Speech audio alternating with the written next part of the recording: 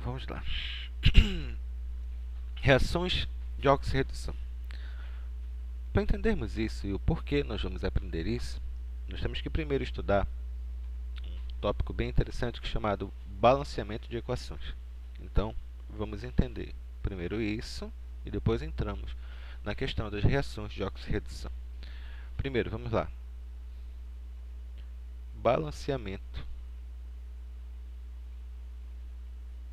de equações. O primeiro método de balanceamento que nós vamos estudar se chama método das tentativas. Como o próprio nome está dizendo, a gente vai tentar achar os maiores coeficientes de uma dada reação. Coeficientes? Como assim? Examine o seguinte caso aqui. Hidrogênio reage com oxigênio, produz água. Isso aqui é reação de síntese da água. Reação de adição que produz água. Mas observem que a regra da química diz que o número de átomos antes tem que ser igual ao número de átomos depois. Ou seja, o número de átomos que existem nos reagentes tem que ser igual ao número de átomos que existem nos produtos da reação química. Produtos ou produtos da reação. O número de elementos antes tem que ser igual ao número de elementos depois. Essa é a regra geral. Por exemplo, eu colocaria um 2 aqui e colocaria um 2 aqui. Observem que de um lado tem 4 hidrogênios, aqui 2 vezes 2, 4 hidrogênios, e do outro lado eu tenho 2 vezes 2, 4 hidrogênios. Oxigênios, aqui eu tenho 2, e do outro lado aqui tem 1, 2 vezes 1 é 2. Mas como é que eu fiz isso? Bom, a gente segue uma série de regras. Embora seja o nome método das tentativas, tem algumas regras bem simples para a gente poder fazer esse cálculo.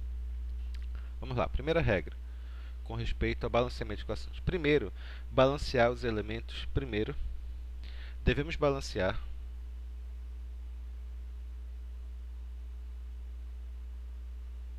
os elementos diferentes do hidrogênio e do oxigênio. Devemos balancear. Continuando. Devemos balancear os elementos diferentes. Primeiro, devemos balancear os elementos diferentes do hidrogênio e do oxigênio. Segunda regra. Segundo, devemos balancear depois o hidrogênio e o oxigênio nessa ordem. Primeiro, devemos balancear os elementos diferentes do hidrogênio e do oxigênio. Depois, devemos balancear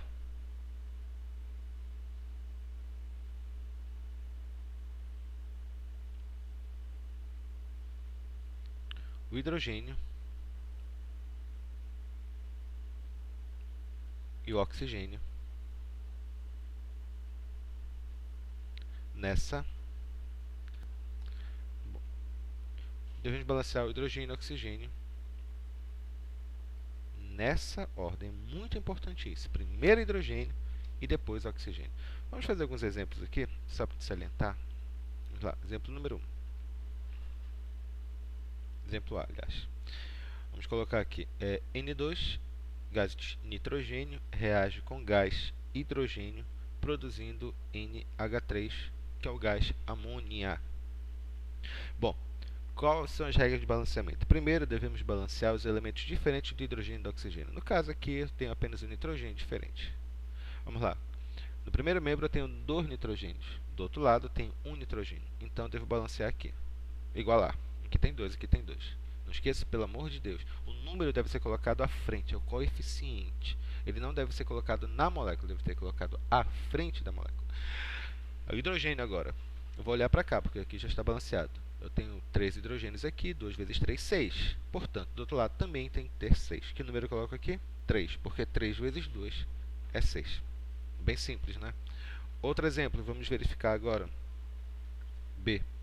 C2, C2, H6O reage com O2, produzindo CO2 e água, H2O. Quais são as regras de balanceamento? Primeiro, devemos balancear os elementos diferentes do hidrogênio e do oxigênio. Depois, o hidrogênio e o oxigênio nessa ordem. Aqui, eu tenho quantos carbonos? No primeiro membro eu tenho 2. Do outro lado, eu tenho 1 apenas carbono. Então, tem que colocar aqui 2. Quem eu devo balancear agora? Não esqueça a regra. Depois, primeiro os elementos diferentes do hidrogênio e do oxigênio. Depois o hidrogênio e por último o oxigênio. Vamos lá, hidrogênio agora. Quantos hidrogênios eu tenho aqui? Eu tenho 6 hidrogênios. Do outro lado eu tenho quanto? Eu tenho 2 hidrogênios. Que número eu coloco aqui? 3. Porque 3 vezes 2 é 6. Oxigênios eu tenho quantos? Eu vou olhar para o segundo membro. Não esqueça que quando eu me refiro ao primeiro membro e segundo membro, eu estou falando dos reagentes, primeiro membro, e o segundo membro é o produto da reação, os produtos da reação química. Olhando para o segundo membro, quantos oxigênios eu tenho? Aqui eu tenho, vou colocar até em verde só para salientar mais fácil. Aqui eu tenho, só um minuto. Aqui eu tenho 4 oxigênios e aqui eu tenho 1 vezes 3, 3 oxigênios.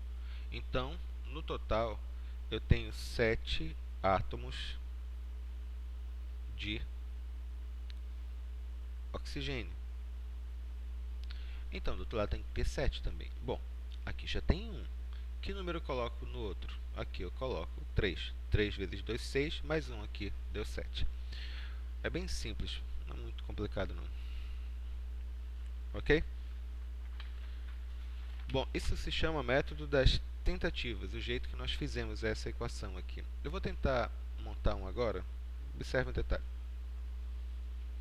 Observem esse exemplo aqui. É o mesmo raciocínio, também o hidrocarboneto. Essa reação, um detalhe importante, só para... A gente vai ter um vídeo, eu vou colocar um vídeo logo abaixo, sobre como ocorre uma dada reação química, ou por que ocorre uma reação química, que é chamado de condição de ocorrência para uma reação. É num vídeo próximo que nós vamos fazer. Mas essa reação aí que eu coloquei é chamada reação de combustão. É uma reação com oxigênio produzindo CO2 e água. Reação com oxigênio é sempre chamada de reação combustão, uma reação muito importante. Combustão. Agora, olhando para uma outra reação de combustão que eu quero colocar, é essa daqui, olha. É C4H10 reage com gás e oxigênio, produzindo CO2 e água. Então, regra de balanceamento. Primeiro, devemos balancear os elementos diferentes do hidrogênio e do oxigênio. Então, primeiro, carbono. Quantos carbonos tem desse lado? 4. Do outro lado tem que ficar 4 carbonos também. Hidrogênios. Eu tenho quantos? 10. Do outro lado também tem que ter 10. Coloco 5, porque 5 vezes 2 é 10. Agora o número de oxigênios, que deve ser balanceado por último. Olho para o segundo membro, porque o segundo membro já está completo. Vai ficar quanto aqui? Oxigênios eu tenho quanto? 8. Oxigênios eu tenho quanto aqui? Eu tenho 5.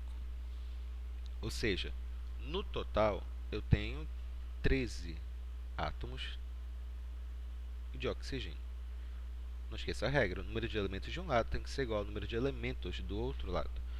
Então, no começo eu tenho quantos oxigênios? No final eu tenho 13, então tem que ter 13 no final. Interessante que se eu tivesse dado, por exemplo, 12, eu colocaria que número aqui? Eu colocaria 6, né? Eu colocaria 6 aqui, porque 6 vezes 2 é 12. Mas se for 13, é um número ímpar. Olha, o raciocínio é o mesmo, é só dividir por 2. Vai ficar 13 sobre 2. 13 sobre 2 multiplicado por 2 são 13. Uma coisa importante quando a gente for trabalhar é que esse balanceamento que eu fiz aqui é o balanceamento direto mesmo. De modo geral, a gente tem que se preocupar com o que o problema pede. Você pode trabalhar com um número fracionário assim, mas o que seria o que nós chamamos de mais correto sempre é: o balanceamento deve ser feito com uma menor proporção de números inteiros. Então, poderíamos reescrever essa equação da seguinte forma: 2C4, ou seja, multiplica a equação, os coeficientes da equação, é claro, por 2. C4H10 mais 13O2, observe meu cuidado de multiplicar apenas os coeficientes, porque somente estes podem ser multiplicados. Aqui 8CO2 e 10H2O. Podem perceber que a proporção se manteve, mas a questão é que agora eu tenho apenas números inteiros. Ok? Esse método que nós estudamos se chama método de balanceamento. E como o próprio nome já está dizendo, é um método que existe somente para equações ditas mais simples. No próximo vídeo, nós vamos verificar agora que é realmente reações de oxidação e redução. Vamos saber o que é agente oxidante e redutor, mas isso fica para o próximo. Ok? Continuando.